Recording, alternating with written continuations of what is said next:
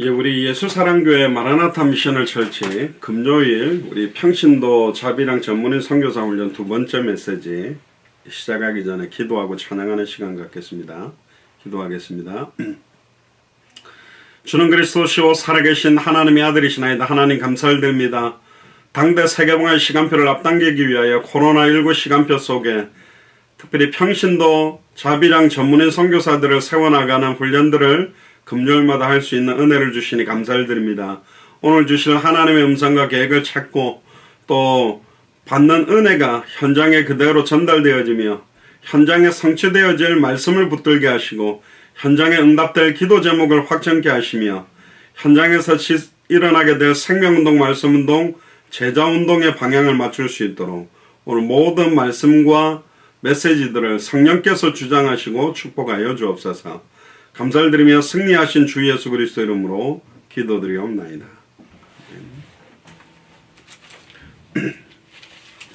우리 찬송가를 하겠습니다. 151장입니다. 통일 찬송가는 138장 만왕의 왕 내 주께서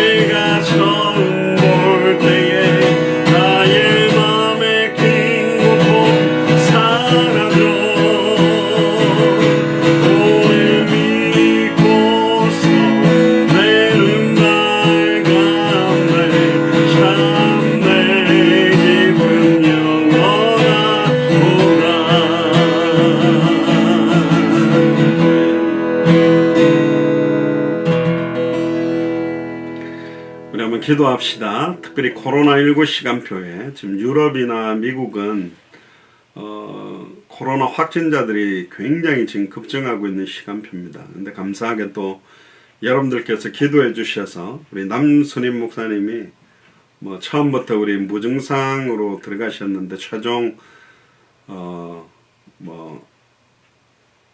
음성 판정을 받고 이렇게 퇴원하시게 됐습니다. 여러분들께서 합심 기도해 주신 응답이라고 믿고 너무 감사를 드리고, 근데 지금 전 세계에 너무나 많은, 미국도 지금 하루에 7만 명, 8만 명 확진되고 있는 실정입니다. 정말로 이 시간표에 복음을 가지고 있는 주의 종들과 교회가, 특별히 평신도들과 중직자들이 일어나서 다시 오실 그리스도의 시간표를 앞당기며 이제 생명동, 말씀동, 제자운동을 본격적으로 준비하고 본격적인 응답들을 누릴 수 있도록 해달라고, 이를 위해서 200개 나라와 2000개가 넘는 미전도 부족 국가에 선지자, 제사장, 왕의 나라의 역할을 할 수 있는 미국, 한국, 유대인 복음을 위한 이스라엘과 모슬렘권 복음을 위한 터키, 또 중국, 이렇게 우리 한번 통성으로 기도하겠습니다. 주는 그리스도시요 살아계신 하나님의 아들이시나이다. 하나님, 당대 세금화 시간표를 앞당기기 위하여 하나님의 시대적인 경고의 메시지를 저희들에게 허락하신 줄을 믿습니다. 코로나19를 통하여서 하나님이 저희들에게 주시는 메시지 앞에 회개하며 정말로 주의 종들과 평신도들과 중직자들이 영적으로 깨어나서 코로나19 시간표에 200개 나라와 2000개가 넘는 미전도 부족 국가의 이 복음이 코로나 바이러스보다 더욱더 빠르게 확산될 수 있는 은혜를 덧입혀 주시옵소서. 정말로 아버지 하나님, 너무나 많은 사람들이 코로나19 확진을 받고 죽어가고 있는 시간표입니다. 정말로 영혼 구원의 열정을 가지고 정말로 새롭게 영적인 무장하는 시간이 되기를 소원합니다. 특별히 아버지 하나님, 200개 나라와 2000개가 넘는 미전도 부족 국가를 살리기 위하여 먼저 대한민국과 미국을 선택하시고, 또 유대인 복음을 위한 이스라엘과 모슬렘권 복음을 위한 터키를 두고, 또 전 세계에 영향력을 줄 수 있는 중국을 두고 기도합니다. 이 5개 나라가 200개 나라와 2000개가 넘는 미전도 부족 국가에 선지자 나라, 제사장의 나라, 왕의 나라의 역할을 할 수 있도록 주님이 은혜의 은혜를 덧입혀 주시옵소서. 예수 그리스도입니다.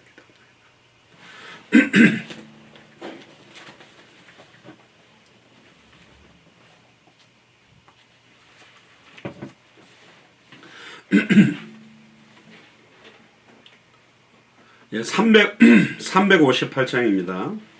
통일 찬송가는 400장입니다.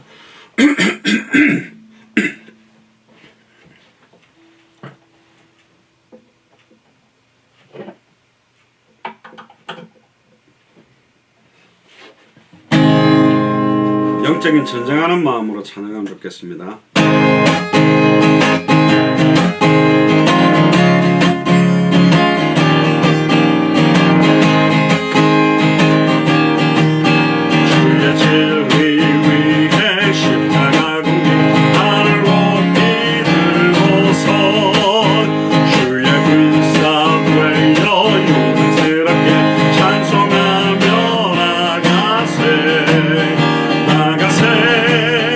나가세 주 예수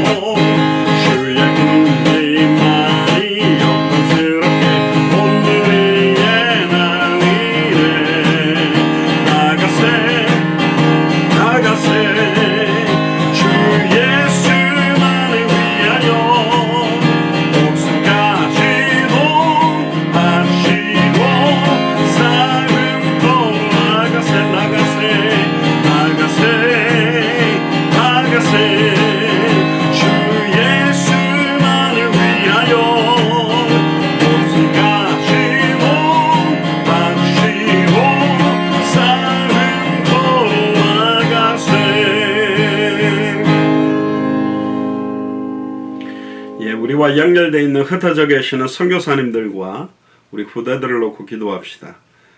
가장 어려운 시간표에 최고의 영육 간의 강건한 힘이 회복되도록 선교사님 개인과 가정과 현장을 두고, 또 그리스도 안에 있는 후대들과 그리스도 바깥에 있는 우리 후대들이 더 이상 방황하지 않고 완전히 성경의 복음이 그들의 인생의 해답이 되며, 성경의 응답이, 성경의 전도가 그들의 응답이 되며, 성경의 끝이 그들의 인생의 결론이 될 수 있도록 은혜를 더 입혀주시고, 함께 만민을 위하여 깃발을 들게 해달라고 통성을 한번 기도하겠습니다. 주는 그리스도시오 살아계신 하나님의 아들이시나이다. 하나님 감사합니다.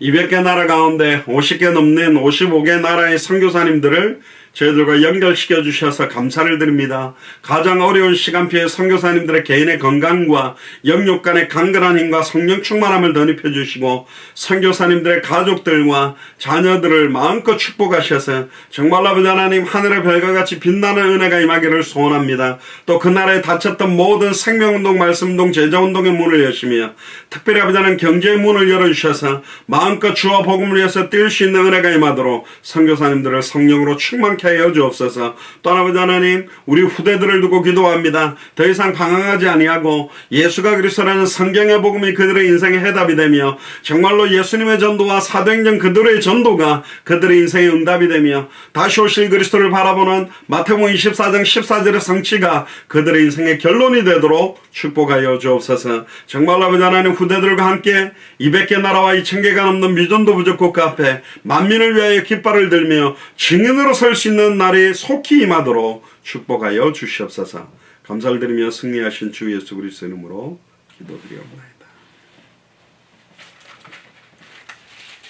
우리 한 장만 더 드리겠습니다. 370장입니다. 통일찬송가는 455장, 주 안에 있는 나에게 370장입니다.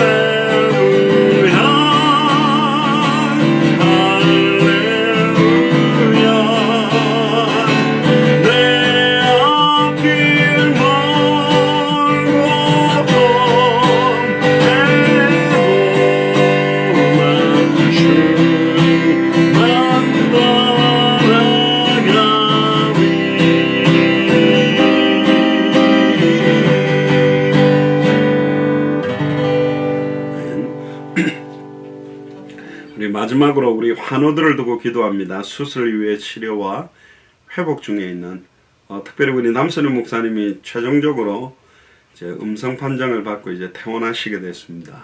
또 영적으로, 정신적으로, 마음적으로, 육신적으로, 환경적으로 고통받고 있는 우리 환우들이 정말로 전보다 더욱더 강한 용사로 세워질 수 있도록, 또 오늘 주실 말씀 최대한 이게 이제 훈련처럼 되지 않도록 말씀 중심으로 가려고 제가 기도를 좀 하고 있는데요.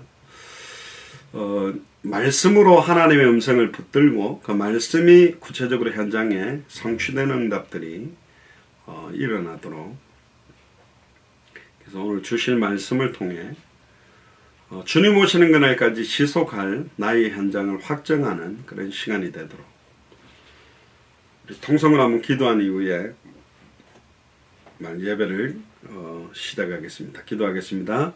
주는 그리스도시요 살아계신 하나님의 아들이시나이다. 하나님, 특별히 우리 예수 사랑교회 마라나타 미션을 절치해 환우들을 두고 기도합니다. 특별히 영적으로, 정신적으로, 마음적으로, 육신적으로, 환경적으로 고통받고 있는 그분들이 모든 것들을 축복으로 바꿀 만큼의 하나님께서 물붓듯이 부어주시는 은혜가 넘치도록 축복하여 주옵소서. 또한 특별히 수술 이후에 치료와 회복 가운데 있는 분들을 두고 기도합니다. 정말로 참된 평안과 기쁨을 잃어버리지 아니하고 내게 큰 고통을 주신 이유가 평안을 누리게 하기 위함이라고 말씀 주셨던 것처럼 어떠한 고통이나 어떠한 어려움들도 감사와 축복과 찬양으로 바꿀 수 있는 은혜들을 덧입혀 주시옵소서. 또한 아버지 하나님, 영적으로 육신적으로 연약해져 버리는 모든 분들이 새 힘을 얻는 시간들이 되기를 소원합니다. 또 남스님 목사님 코로나19 확진이 또 특별히 기도 가운데 음성으로 최종적으로 결론 나서 퇴원하게 하심을 감사를 드립니다. 남은 생 주와 복음을 위해서 마음껏 뛸 수 있는 은혜들이 임하도록 축복하여 주옵소서. 오늘도 성취될 말씀을 주옵소서. 응답될 기도 제목을 확정케 하여 주옵소서. 우리가 달려가야 될 방향들과 전도와 선교의 방향을 잡을 수 있는 최고의 시간표가 되도록 축복하여 주옵소서. 감사를 드리며 승리하신 주 예수 그리스도 이름으로 감사하며 기도드리옵나이다. 아멘.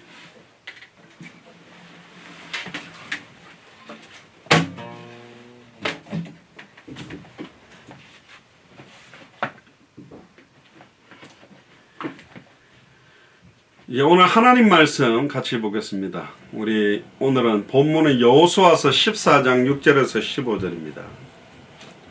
구약 성경 여호수아서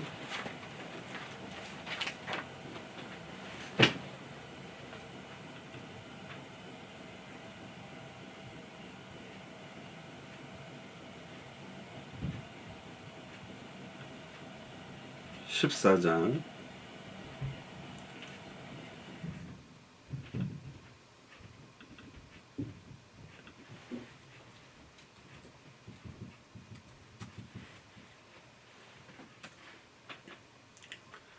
여호수아서 14장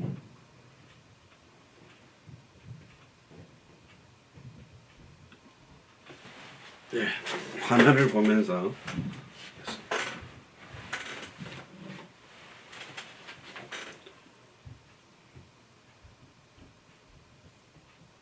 6절부터 15절입니다. 보이시나요? 여기가 최종 크기인데요. 제가 봉독해 드리겠습니다. 그때 유다 자손이 길갈에 있는 여호수아에게 나아오고 그니스 사람 여분네의 아들 갈렙이 여호수아에게 말하되 여호와께서 가데스 바네아에서 나와 당신에게 대하여 하나님의 사람 모세에게 이르신 일을 당신이 아는 바라.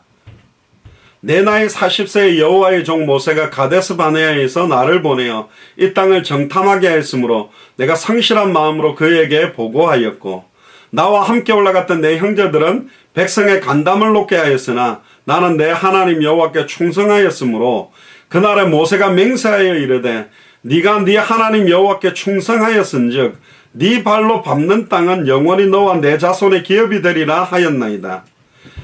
이제 보소서 여호와께서 이 말씀을 모세에게 이르신 때로부터 이스라엘이 광야에서 방황한 이 45년 동안을 여호와께서 말씀하신 대로 나를 생존케 하셨나이다.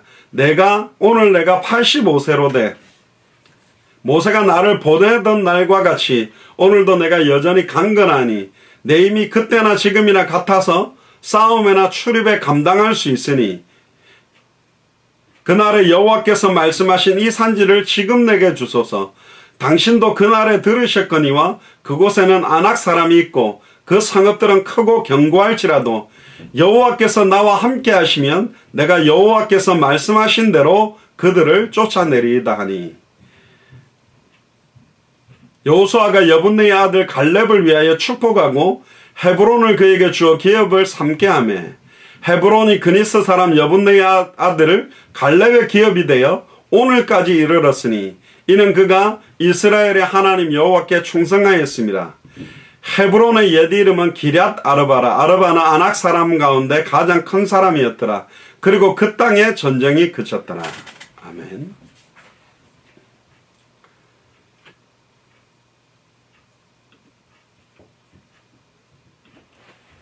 네, 기도하겠습니다. 주는 그리스도시요 살아계신 하나님의 아들이시나이다. 하나님 감사를 드립니다. 당대 세경과 시간표를 앞당기기 위하여 여호수아 14장 6절에서 15절의 본문을 통하여 특별히 지속할 나의 현장을 확증하라는 제목으로 그날에 여호와께서 말씀하신 이 산지를 지금 내게 주소서라는 부제목으로 하나님의 말씀을 대언합니다. 오늘 현장 메시지 첫 번째를 통하여서 구체적으로 나의 현장을 확정하며 나의 현장을 분석하며 준비하는 은혜가 임하도록 주님의 능력으로 권능을 함께 해 주옵소서. 모든 말씀의 신용을 주님께 맡겨드리며 승리하신 주 예수 그리스도 이름으로 감사하며 기도드리옵나이다. 아멘.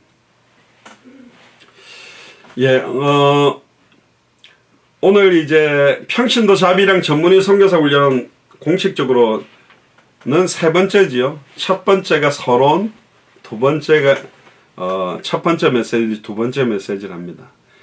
여기도 제가 프린터 할 수 있는 종이 형식으로 석장으로 나가게 한 종이가 있죠. 거기 이제 제일 우측에 상단에 보시면 현장 메시지 1번 이렇게 오른쪽에 보면 현장 메시지 1번이라고 이렇게 해놨습니다.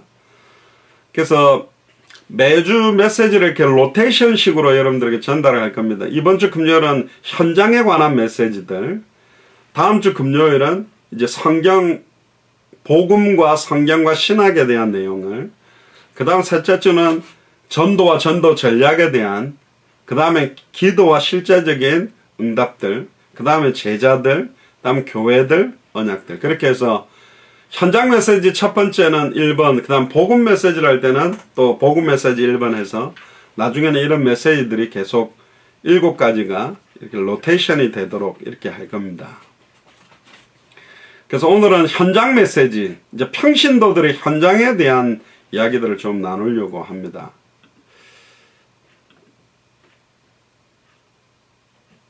글자가 잘 보이시죠? 일부러 제가 좀 크게 이제 했는데요.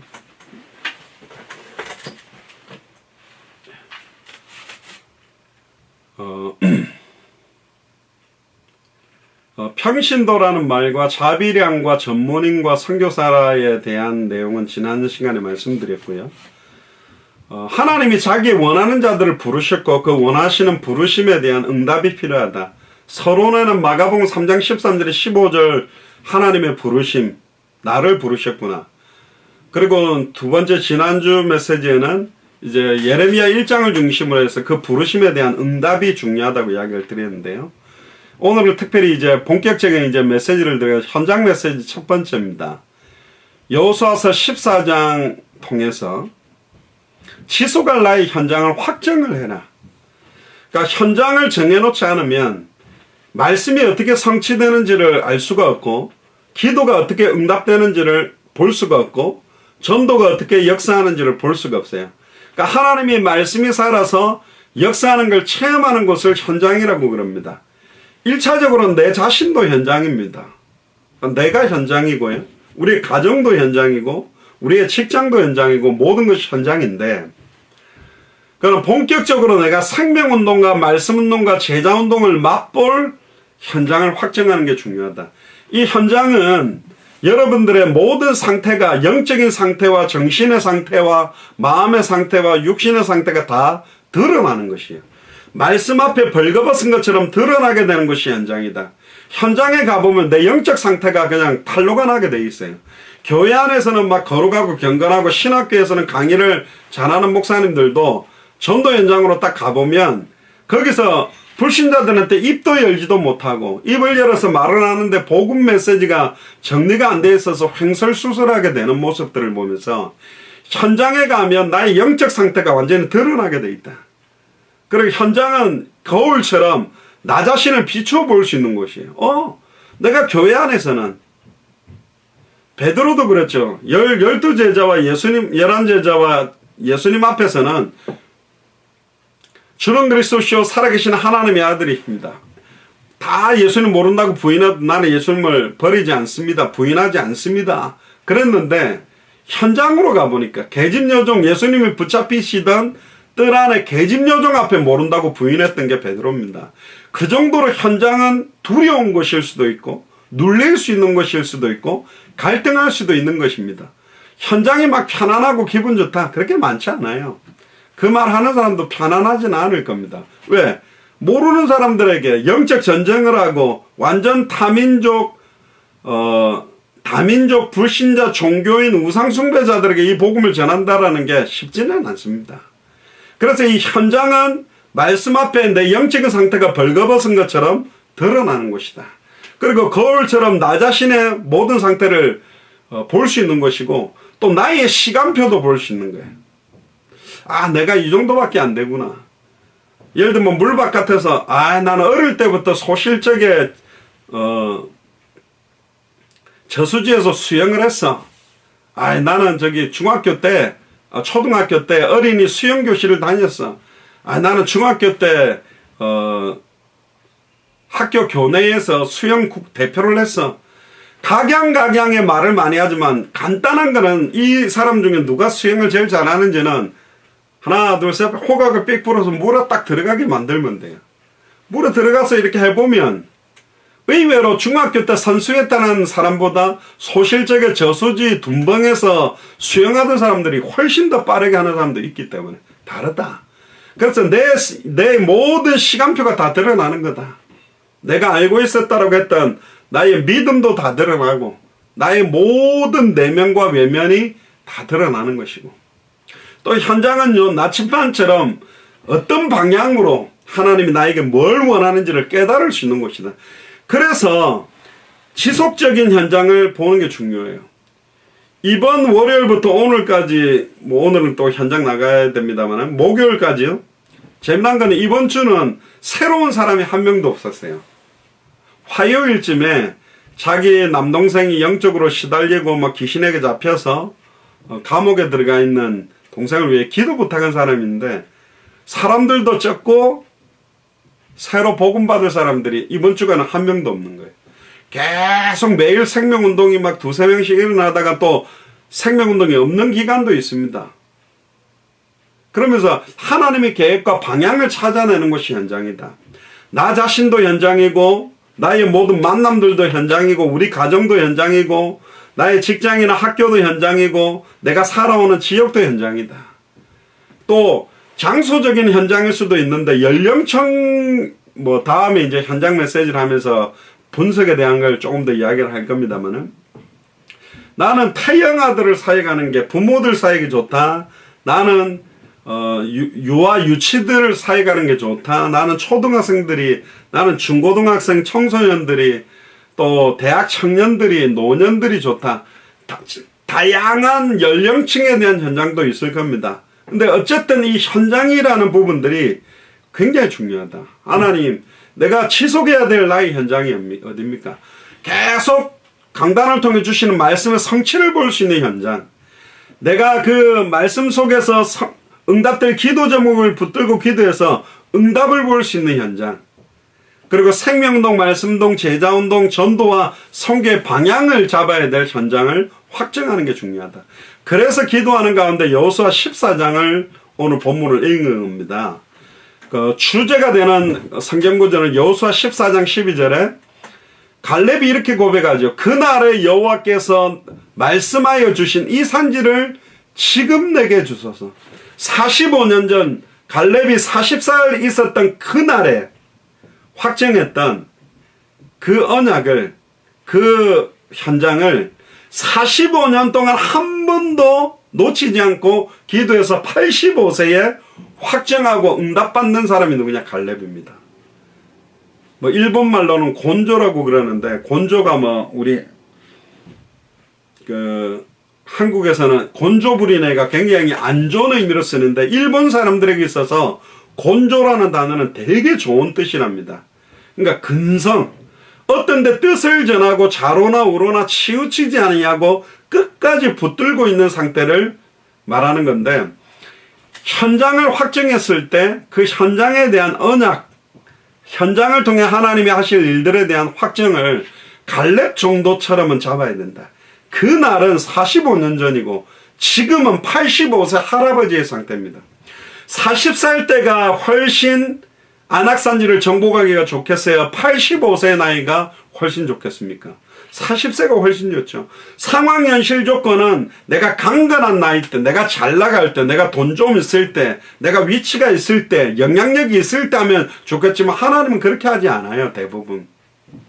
가장 약한 자, 천한 자, 미련한 자, 멸시받는 자, 없는 것들을 들어서 강한 자, 능력 있는 자, 배경 있는 사람들을 부끄럽게 해서 오직 예수가 그리스도고 그분이 하셨고 오직 예수 그리스도의 이름만이 찬송과 영광과 존귀를 받기를 원하는 게 하나님 뜻이다.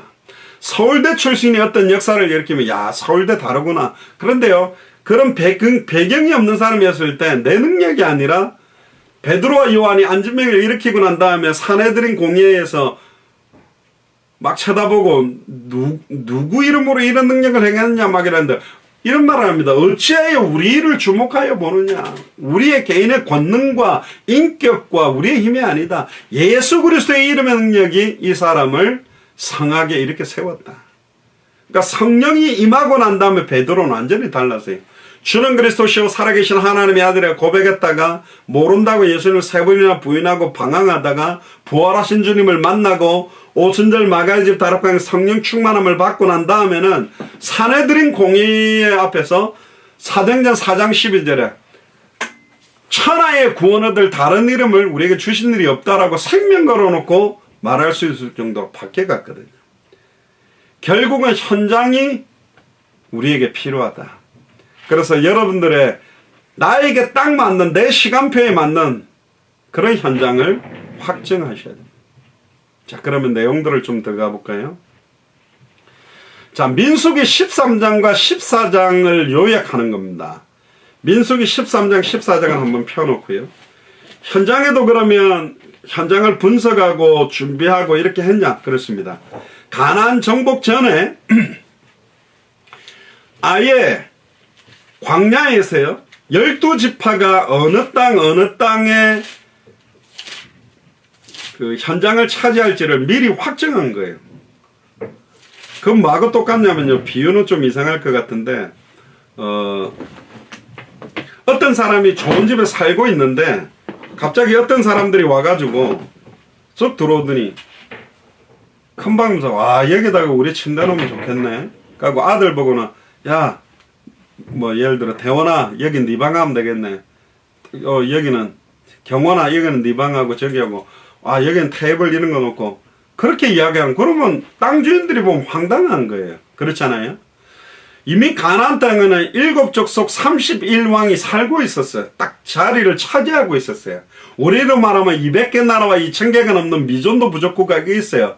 그런데 웬걸 정탐하러 가가지고는 그 땅의 모든 것들을 분석하고 어느 땅을 어느 지파에게 줄지를 정하는 장면이, 또 분석하러 들어가는 장면이 민수기 13장입니다. 요약을 해보면 바람 광야에서 진을 친 이스라엘 민족을 향해서 하나님께서 모세에게 각 지파별로 한 명씩, 여기에는요 민수기 13장 1절에 보면 여호와께서 모세에게 말씀하여 이르시되 사람을 보내어 내가 이스라엘 자손에게 주는 가나안 땅을 정탐하게 하되 그들의 조상의 가문 각 지파 중에서 지휘관 된 자를 한 사람씩 보내라. 그러니까 리더들입니다. 그럼 여기는 이제 목회자들이라고 볼 수 있는데 꼭 목회자들만은 아니에요. 여기서는 어떻든 지파들의 리더, 그러니까 예수님으로 말하면 사도와 같은 목사 직분자들, 교역자들 12명과 중직자들 평신도의 리더 역할하는 70인 제자. 사실은 사도행전 역사의 혁혁한 역사를 나타내는 데 있어서는 12사도 이름들이 사도행전에서는 안 나옵니다. 사실은 잘. 나와봤자 베드로밖에 안 나와요. 바울과 베드로밖에 안 나와요. 그런데 사도행전에 보면 일어나는 역사 속에 끊임없이 등장하는 인물 중에 너무 멋있는 인물들이 누구냐. 여러분들 잘 아는 7 집사들 가운데 빌립, 그리고 여러분들 잘 아는 스데반, 또 브리스길라 아굴라, 그리고 가이오, 전부 평신도들입니다. 제가 볼 때는 빌립이나 스데반이나 스데반 같은 경우는 7 집사 중에 한 명이잖아요. 빌립이나 스데반은 70인 제자였을 가능성이 가장 높아요. 예수님과 3년 6개월을 같이 동행했던 사람들 중에서도 10대 1의 경쟁을 뚫고 7 집사를 세웠다고 보면 이 사람들은 그냥 평신도가 아니고 평신도들 중에서도 리더요, 리더 중에 리더가 뽑혔다라고 보면 됩니다. 그럼 여기서 말하는 12지파 중에 한 사람씩 지휘관 된 사람은 목회자도 괜찮고 중직자 리더도 똑같은 겁니다. 여기서는 제가 볼 때는 대부분 예를 들면 다윗 왕이 목사냐 아니잖아요. 평신도 그냥 왕이잖아요. 그죠? 솔로몬도 제사장이 아니요, 선지자도 아니잖아요. 그러니까 12지파의 리더들이 다 목사들이라고 볼 수는 없다. 그래서 아예 12사도와 70인 사도처럼 평신도 중직자 리더들을 택합니다. 그리고는 가나안 땅을 정탐하러 보냅니다. 그래서 몇 가지 임무를 주면서 보냅니다. 그 보내면서 보내는 사람들 이름이 4절부터 쭉 나오죠. 그런데 민수기서에서 주목해서 쓴 사람들이 좀 나옵니다. 그 사람들이 누구냐? 여러분들 잘 아는 6절에 보면 유다지파에서는 여분네의 아들 갈렙. 여러분들 유다지파라는 단어를 좀 기억하세요. 유다지파가 의미하는, 상징하는 의미가 누구냐? 사실은 유다지파 중에 한 사람이 누구냐? 예수님입니다. 그리고요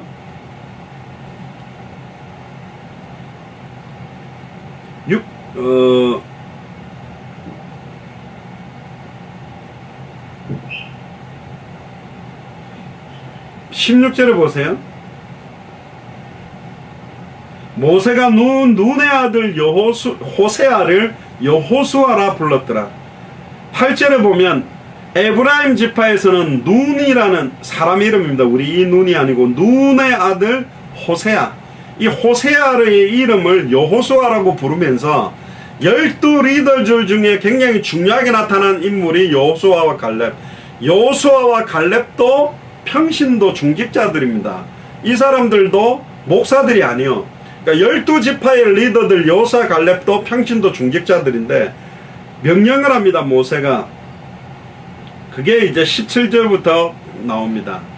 17절부터 보면 모세가 가나안 땅을 정탐하러 그들을 보내며, 이 성경을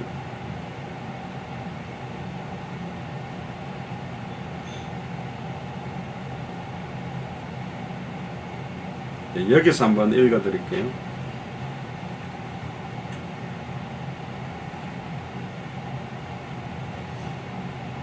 신명기 13장에 보면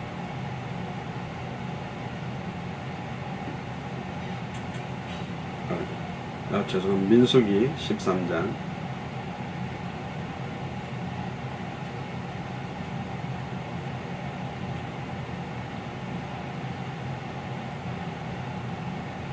제일 위에서 보시면 모세가 가나안 땅을 정탐하러 그들을 보내면 뭐라고 이야기하냐? 너희는 내게 길로 행하여 산지로 올라가라. 그러면서 18절부터 확정된 현장을 분석하는 방향을 이야기합니다. 뭐라고 이야기하냐면 그 땅이 어떠한지 정탐해라. 현장을 정탐해라 그러죠. 우리로 말하면 분석을 해라.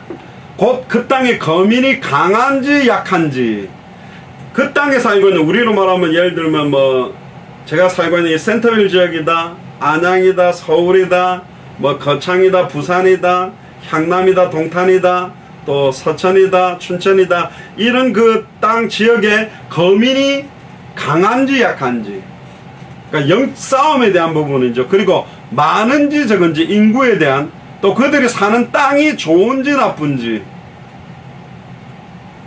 또 사는 성읍이 진영인지, 진을 쳐놓은 건지 산에 있는 산성인지, 토지가 비옥한지 메마른지 나무가 있는지 없는지를 탐지하라, 담대하라, 또 그 땅에 실과를 가져오라, 이렇게 명령하게 되는 게 오늘 장면에 나오는 내용입니다. 자, 그러면 다시 페이퍼로 오면요, 첫째로는 가나안 땅에 살고 있는 사람들이 강한지 약한지 적은지 많은지, 둘째로는 가나안 땅이 험한지 그렇지 아니하는지, 가나안 사람이 머물고 있는지 장막인지 요새인지, 셋째는 토지는 기름진지 아니면 메마른지 그 땅에 수목은 있는지를 알아보고 과일 갖고 오라 그럽니다. 그래서 모세의 지시대로 12명의 정탐꾼들이 어떠면서 가나안 땅을 40일 동안 두루 정탐하고 포도송이 무화과 석류를 가지고 돌아왔습니다. 근데 여기 제가 어릴 때 보면 이 정탐꾼들이 포도송이를 갖고 왔을 때 너무 무거워가지고 포도 한 송이를 정탐꾼들이 2명이서 뭐 막대기에다가 걸쳐 메고 오는 그런 그림을 본 적인데, 뭐 그 정도로, 우리로 말하는 거봉도 알이 요만하잖아요. 근데 그 정도로 아예 너무너무 적각구르는 부르는 땅임을 확인하고 돌아옵니다. 그래서 이제 모세와 모든 이스라엘 앞에서 이제 보고를 하게 되죠. 그게 25절, 민수기 13장 25절부터 나옵니다. 근데 이 정탐꾼들이 말했던 보고를 잠깐 보시면, 저는 제가 메시지를 여러분들하고 나누면서 나누었던 부분인데요. 25절부터 보시면, 40일 동안 정탐하기를 마치고 돌아와서 이제 정탐꾼들이 보고를 하는데, 10명의 정탐꾼의 보고와 2명의 정탐꾼의 보고가 틀려요. 그 2명의 정탐꾼은 여호수아와 갈렙이죠. 나머지 사실은 이 각 지파의 리더들을 세웠기 때문에 이 리더들도 대단한 믿음의 소유자고 영적으로 굉장히 힘이 있는 리더들 중에 리더들을 뽑은 겁니다. 근데 26절에 보세요. 바람 광야 가데스에 이르러 모세와 아론과 이스라엘 자손의 온 회중에 나와 그들에게 보호하고 그 땅의 과일을 보여주면서 모세에게 말합니다. 27절에 당신이 우리를 보낸 땅에 간즉 과연 그 땅에 젖과 꿀이 흐르는데 이것이 그 땅의 과일이니이다. 그러나 그 땅 거주민은 강하고, 이 그러나라는 게 모든 모세와 아론과 이스라엘 백성이 불신앙에 빠지도록 만드는 내용이죠. 똑같은 현장을 보고도 불신앙을 하는 사람이 있고 믿음을 가지는 사람이 있습니다. 현장의 열매가 많은 걸 보고 교만하는 사람들도 있고, 현장에 열매가 없는 걸 보고 낙심할 수도 있습니다. 현장을 영적으로 보고 영적으로 판단한다는 것이 굉장히 중요한 겁니다. 드러나는 결과만 보는 것이 아니라 그 현장을 보고 성취되는 말씀이 어떤 거냐, 그 현장을 통해 응답될 기도 제목이 뭐냐, 그 결과를 통해서 하나님 원하시는 방향이 뭐냐, 이런 것들을 계속 찾아내기 위해서 지수갈 현장을 확정하는 게 중요한 겁니다. 근데 가나안 땅 현장을 탐지하고는, 그러나 그 땅 거주민은 강하고 성읍은 견고하고 힘이 클 뿐 아니라, 그러니까 강한 것도 맞고 성읍이 견고한 것도 맞고 힘이 큰 것도 맞아요. 거기 안악 자손을 보았나이다. 거인들이 살고 있는 것도 맞아요. 그러니까 상황 현실은 맞아요.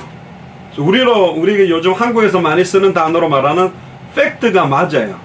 근데 팩트하고 사실하고 보이는 현실하고 영적인 사실은 다른 거다.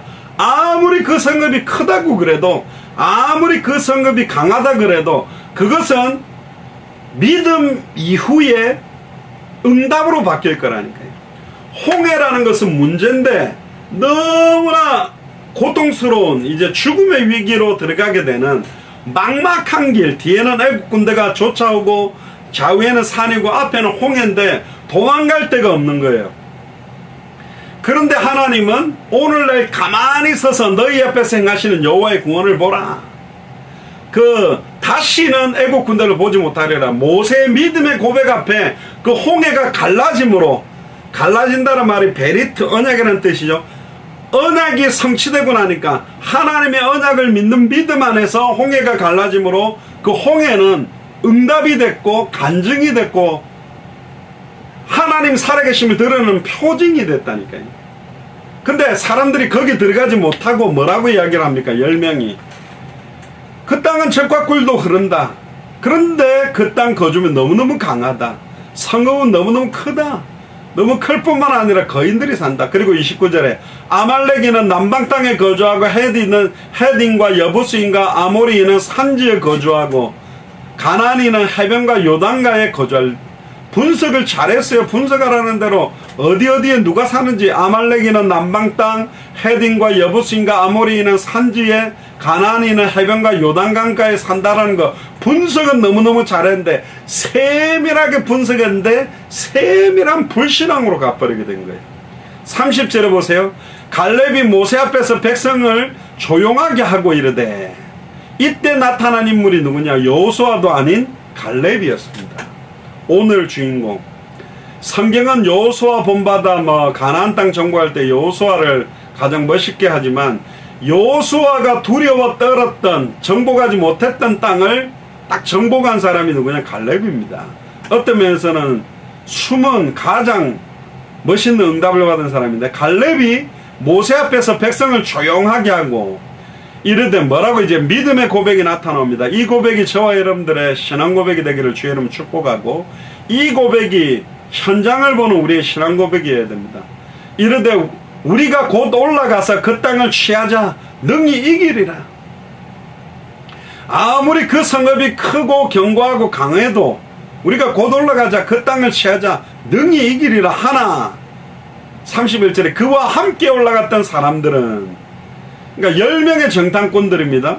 함께 올라갔던 사람들이, 그러니까 목회자들이나 중직자들의 말 한마디, 그리고 신앙 고백이 교회 전체 영향력을 줄 수 있는 부분을 보여주는 거죠. 그와 함께 올라갔던 사람들은 이르되 우리는 능히 올라가서 그 백성을 치지 못하리라. 완전히 반대죠. 곧 올라가서 그 땅을 취하자. 능히 이기리라는 고백과 우리는 능히 올라가서 그 백성을 치지 못하리라는 두 개의 신앙 고백이 딱 부딪힌 겁니다. 그들은 우리보다 강하니라. 아예 이렇게 믿고 있는 겁니다. 10명은. 근데 이거는 객관적으로는 맞아요. 완전히 거인들과 가나안 땅을 점령하고 있는 그들의 모든 어떤 능력들과 권세들과 비교해 보니까 그게 맞는 거죠. 32절에 이스라엘 자손 앞에서 그 정탐한 땅을 악평하여 이르되, 그러니까 악평을 했습니다. 현장을 분석하고는 우리가 두루 다니며 정탐한 땅은 그 거주민을 삼키는 땅이다.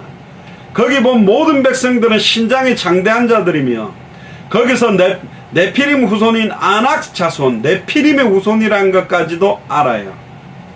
위에서 떨어진 것들, 나팔의 명사형인 네피림. 어떤 면에서는 타락한 천사를 통해서 역사했다라고 하는 어마어마한 능력을 가졌던 이 네피림, 그 후손인 아낙 자손의 거인들을 보았나니, 그러면서 고백이 뭡니까? 우리는 스스로 보기에도 메뚜기 같으니 그들이 보기에도 그와 같았을 것이다. 우리는 메뚜기입니다 라고 고백하게 되는 장면이 나타납니다. 그게 13장이요. 그러니까 14장이 어떻게 됩니까? 14장 1절에 보면 백성들의 원망이 시작됩니다. 온 회중이 소리를 부르며 백성들이 밤새도록 통곡가 했다. 그냥 1시간 통곡한 게 아니라 밤이 새도록 아이고 하면서 모든 회중이 다 소리를 지르면서 우리가 애굽에서 그냥 가만히 있었으면 되는데 괜히 홍해가 흐르고 광야에서 40년 이상 방황하다가 이제 가나안 땅도 못 들어가겠구나 하고 완전히 신세한탄을 하고 있는 겁니다. 2절에 이스라엘 자손이 다 모세와 아론을 원망하여, 그러니까 아예 이제 리더들 지도자인 모세와 아론까지도 원망합니다. 온 회중이 그들에게 이르되 우리가 애굽 땅에서 죽었거나 이 광야에서 죽었으면 좋았을 것을. 만나 잘 먹더니, 매출하게 잘 먹더니 반석을 깨서 물 마시면서 잘 지냈던 사람들이 이제 완전히 모든 걸 원망합니다. 3절에 어찌하여 여호와가, 이제는 모세와 아론 원망뿐만 아니라 3절에 보니까 하나님도 원망합니다. 어찌하여 여호와가 우리를 그 땅으로 인도하여, 아니 가나안 땅이 최고의 하나님의 축복, 젖과 꿀이 흐르는 축복의 땅인데 어찌하여 여호와가 우리를 그 땅으로 인도하여, 그렇게 합니다. 칼에 쓰러지게 하려는가, 우리 처자가 사로잡히리니. 아직 사로잡히지도 않았어요. 아예 미래의 원리를 당겨서 믿는 거죠. 애굽으로 돌아가는 것이 낫지 아니하냐.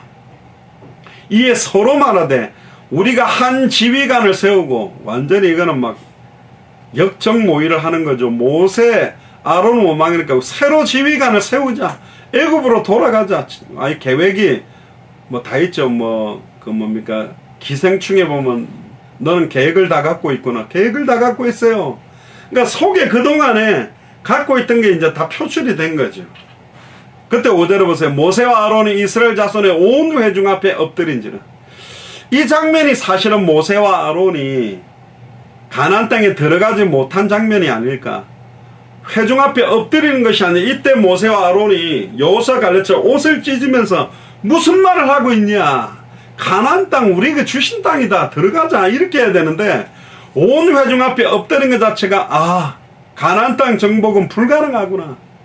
확률적으로 12명 중에 10명이 보고하는 그 불신앙의 보고가 확정이 돼버린 거예요. 그 말씀, 그 보고를 언약으로 확정해버리고 땅에 엎드린 겁니다. 6절에 보세요. 그러니까 땅에 엎드린 것은 지금 이스라엘 민족의 분위기가 뭐냐. 가나안 땅 정복이고 뭐고, 지금 보니까 아예 가나안 땅 입구까지 와가지고 다시 애굽으로 돌아가자는 분위기예요. 그때 7절에 6절입니다. 그 땅을 정탐한 눈의 아들 여호수아와 여분네의 아들 갈렙이 자기들의 옷을 찢고, 깡패들 조폭들이 싸울 때 옷을 찢고 문신 보여주는데 이건 그런 싸움이 아니에요. 저는 제가 이 본문을 가지고 메시지할 그런 말씀 드렸는데, 이럴 때는 진짜 옷을 찢어야 돼요. 이 뭐냐, 하나님 살아계신데. 그때 민수기 14장 7절에 이스라엘 자손의 온 회중이 말하여 이르되 우리가 두루다니며 정탐한 땅은 심히 아름다운 땅이다. 8절에 여호와께서 우리를 기뻐하시면, 이 말은 지금 불신앙하지 말고 믿음의 고백을 하신다고 해서 우리의 믿음의 고백을 기쁘게 받으시면 우리를 그 땅으로 인도하여 들으시고 그 땅을 우리에게 주시리라. 이는 과연 젖과 꿀이 흐르는 땅이니라. 다만 여호와를 거역하지는 말라. 또 그 땅 백성을 두려워하지 말라. 그들은 우리의 먹이라. 옛날 성경에는 우리의 밥이다. 10명은 우리가 메뚜기다 그랬는데 이 2명은 우리의 먹이다. 똑같은 현장을 확장하고 분석한다. 아이고, 여기서 전도해 갖고는 안 돼. 아이고, 여기서 전도한다고 되겠나. 와, 이거 뭐 상황이 이래가 저래가지고 계속 불신앙하면 전도할 현장이 하나도 없어요. 그들은 우리의 먹이다. 심지어 그들의 보호자는 그들에게 떠났고, 그들의 보호자가 누굽니까? 사탄마귀 귀신입니다. 우상숭배를 자행하는 사탄마귀 귀신은 박살났다, 떠났다. 여호와는 우리와 함께 하시느니라. 할렐루야. 임마누엘. 우리로 말하면 예수님이 그리스도다. 주 예수님이 2000년 전 십자가 부활을 모든 문제 끝내고 우리와 함께 계시지 않냐. 절대 그들을 두려워하지 말라. 그러나 끝에 보세요. 말라 하나. 이때 온 회중이 10절을 보니까 그들을 돌로 치려 하는데 얼마나 사악합니까? 믿음에 고백하는 사람들을 돌로 치려 하는데 그때 여호와의 영광이 회막에서 이스라엘 모든 자손에게 나타납니다. 그러니까 하나님이 열받아가지고 나타나요. 그러면서 11절에 이런 말씀을 합니다. 모세에게 이르시되 이 백성이 어느 때까지 나를 멸시하겠냐. 이 말은 계속 광야 40년 동안 멸시를 했어요. 하나님 사람이 얼마나 불신앙 많이 합니까? 우상도 만들고. 내가 그들 중에 많은 이적을 행하였으나 어느 때까지 나를 믿지 않겠느냐. 지금까지 한 번도 믿은 적이 없다는 거예요. 내가 전염병으로 그들을 쳐서 멸하고 내게 그들보다 크고 강한 나라를 이루게 하리라. 아예 다 쳐버리겠다. 그러면서 모세에게 이런 이야기를 합니다. 그러니까 모세가 하나님 앞에 기도하죠. 애굽인 중에 주의 능력으로 이 백성을 인도하여 내세건을 그리하시면 그들이 듣고 이 땅 거주민에게 전할 겁니다. 주 여호와께서 이 백성 중에 계심을 그들도 들었으니 곧 주 여호와께서 대면하여 보이시며 주의 구름이 그들 위에 섰으며 주께서 낮에는 구름 기둥 가운데서 밤에는 불 기둥 가운데서 그들 앞에 행하시는 것이니이다. 그러나 이제 주께서